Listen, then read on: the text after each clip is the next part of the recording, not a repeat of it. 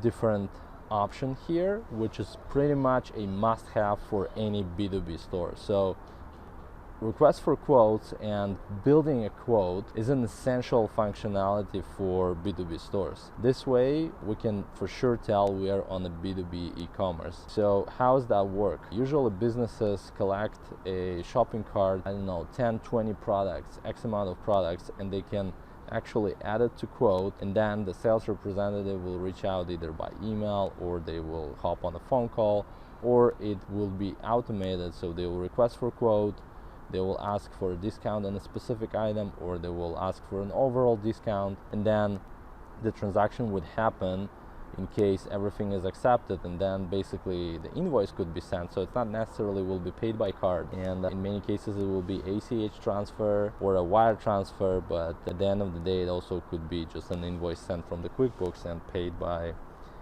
a company that making this order.